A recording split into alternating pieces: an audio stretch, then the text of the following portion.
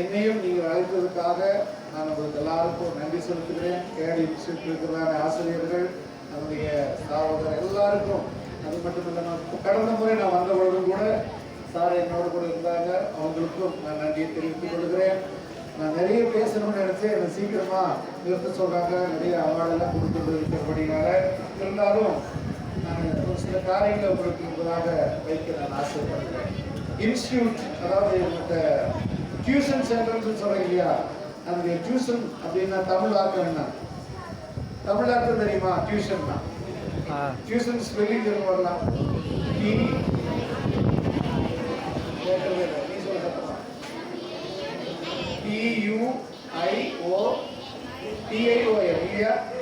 Tuition தானே. அப்போ அது தமிழாக்க என்ன சொல்றதுன்னு சொன்னா பயிற்சி மையம். நீங்க எல்லாம் ஸ்கூல்ல படிக்கிறவங்க தானே, அங்க படிச்சதுக்கு அப்புறமும் இங்க ஏன் வர்றீங்க அப்படின்னு சொன்னா, மகள் சொன்னது போல லீவ்ல இந்த வெயில்ல எங்க வேணாலும் நீங்க சுத்தி இருக்கலாம், டூர் போயிருக்கலாம், சொந்தக்கார வீட்டுக்கு போயிருக்கலாம், வீட்டுக்கு பலவு போகாம தன்னுடைய அறிவை வளர்த்துக் கொள்வதற்காக இந்த பயிற்சி மையத்துல வந்து நீங்க இந்த 2 மாசம் 2.5 மாசம் எல்லாரும் படிச்சிருக்கிறீங்க. உங்களை நான் வாழ்த்துகிறேன். ஆமென். இந்த வயசுலதான் அறிவை பெருக்கிக் கொள்ளக்கூடியதான ஒரு நல்ல சந்தர்ப்பம். ஸ்கூல்ல போய் படிக்கிறவங்களுக்கு அங்கே புரிய முடியாத பல காரியங்களை இந்த டியூஷன் சென்டர்ல வந்து நீங்க என்ன செய்யறீங்க? கத்துக்கொள்றீங்க. ஆமென். டியூஷன் சென்டருக்கு இன்னும் நிறைய காரியங்கள் நம்ம சொல்லலாம்.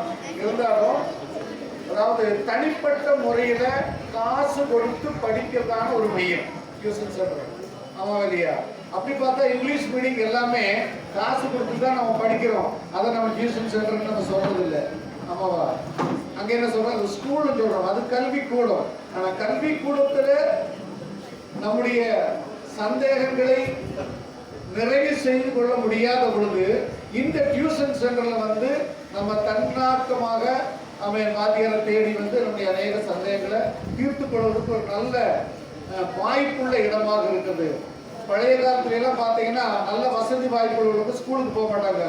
ஆசிரியர்களை வீட்டிலேயே வர வச்சு படித்துக் கொள்வார்கள். கேட்டிருக்கீங்களா?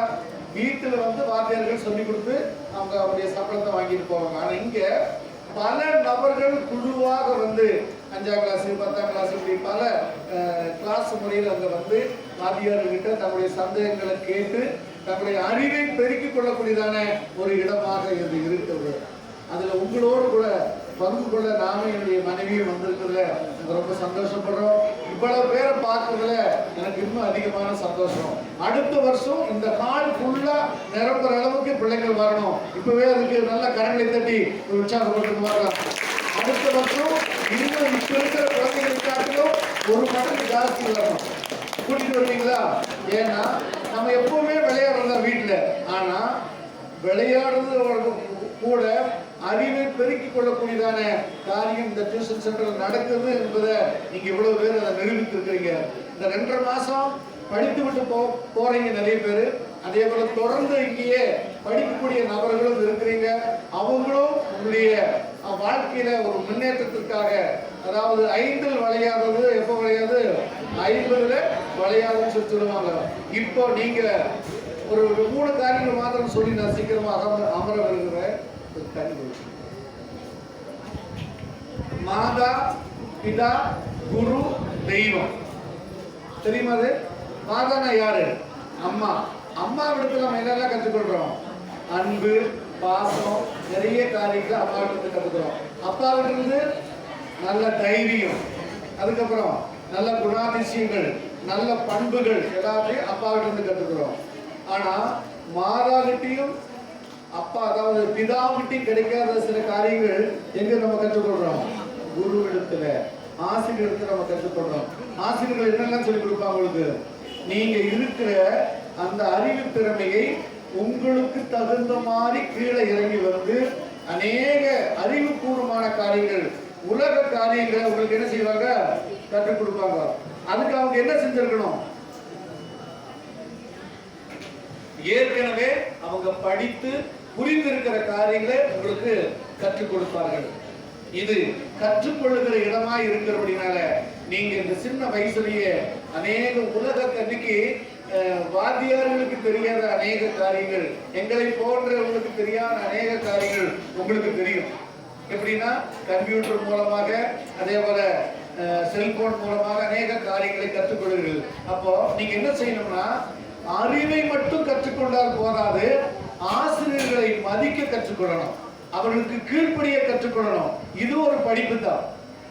புஸ்தகத்துல படிக்கிற படிப்புகள் மட்டும் படிப்பு கிடையாது. அப்பா அம்மாவுக்கு கீழ்ப்படிகிறது ஒரு படிப்பு இல்லையா? ஆசிரியர்கள் சொல்லுகிறத கேட்டு அதை மனப்பாடம் பண்றது படிப்புல, புரிந்து கொண்டு அதன்படி நடக்க நம்மளை விட்டு கொடுக்கிறது அதுவும் ஒரு படிப்பு. அம்மாவலி எதுக்கு ஒத்துக்கிறீங்க? அம்மாவலியை ஒத்துக்கிறீங்களா? அப்போ நீங்க உங்களை படிக்க வைக்கிறதுக்காக அப்பா அம்மா எவ்வளவு கஷ்டப்படுறாங்க தெரியுமா? சில பேர் ஸ்கூலுக்கு நடந்தே போறீங்க, இந்த பெரிய ஒரு மூட்டை தூக்கி தோல்ல போட்டு. இன்னும் சில பேர் ஆட்டோவில் போறீங்க, இன்னும் சில பேர் பஸ்ல போறீங்க. நல்ல வசதி வாய்ப்புகள் உள்ளவங்க கார்ல வர்றாங்க. எத்தனை விதமான கஷ்டப்பட்டு நீங்க வந்து படிக்க வரீங்கன்னு உங்களுக்கு எல்லாருக்கும் தெரியும். அப்போ டீச்சர்ஸ் என்ன சொல்றாங்களோ அதை கேட்டு புரிந்து கொண்டு அதன்படி நடப்பதற்கு நீங்க என்ன செய்யணும்? உங்களை ஒப்புக் கொடுக்கணும்.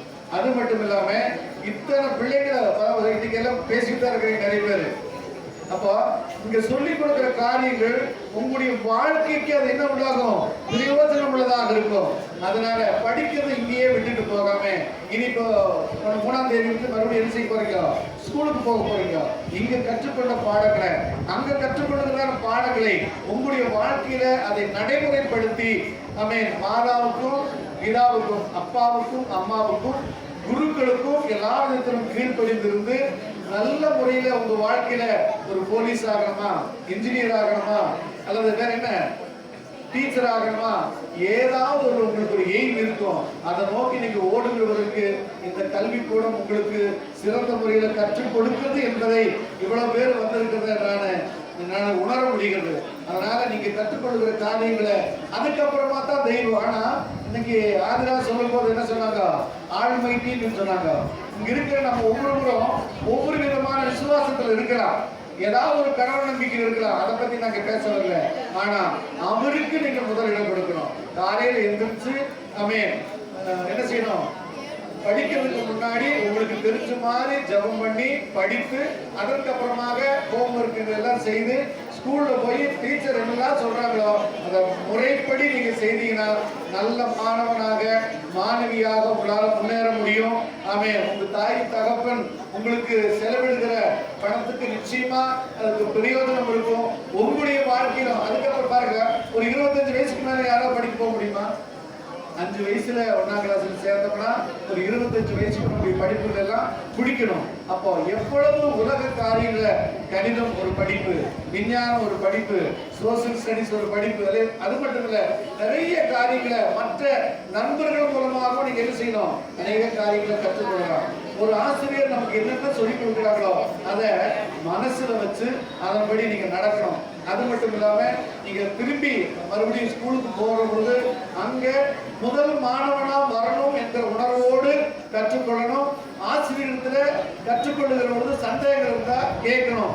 அப்படி அங்க கேட்கறதுக்கு பயம் உள்ளவர்கள் வீட்டுல அப்பா அம்மாட்ட கேட்டு படிக்கலாம். இதே போல இங்க வந்து டியூஷன் சென்டர்ல படிக்கிற பொழுது உங்களுக்கு 2 விதமான செலவுகள் அவங்க பண்றாங்க. அப்பா அம்மா அவங்கள மதிக்கணும், கீழ்ப்படியணும், நல்ல முறையில நீங்க படிச்சு பாஸ் ஆகணும். அது மட்டும் இல்லாம சகோதர பக்கத்தில் இருக்கிற மாணவிகளாகட்டும் மாணவர்களாகட்டும் ஒருவரை நீங்க என்ன செய்யணும்? அன்பா பழம். யாரும் கூடயும் சண்டை போடக்கூடாது, சரியா? அதனால இந்த இன்ஸ்டியூட்டை நடத்துவது எவ்வளவு கஷ்டம் சொல்லி நடத்துவர்களுக்கு தெரியும். உங்களை எல்லாம் ஒழுங்கு கற்றுக் கொடுக்கவும் அருகில் சிறந்தவர்களாக மாற்றவும் அவர்கள் பிரயாசப்படுகிற எல்லா பிரயாசமும் நிச்சயமாக எதிர்காலத்தில் உங்களுடைய வாழ்க்கையில நன்மையை பயக்கும் என்று சொல்லிக்கொண்டு உங்கள் ஒவ்வொருவரையும் நான் வாழ்த்துகிறேன், ஆசீர்வதிக்கிறேன். மேன்மேலும் நீங்க படித்து உயர்ந்து உங்களுடைய திறமைகளை வெளிப்படுத்த கர்த்தர் உங்களுக்கு உதவி செய்வார்கள். ஆமாம்.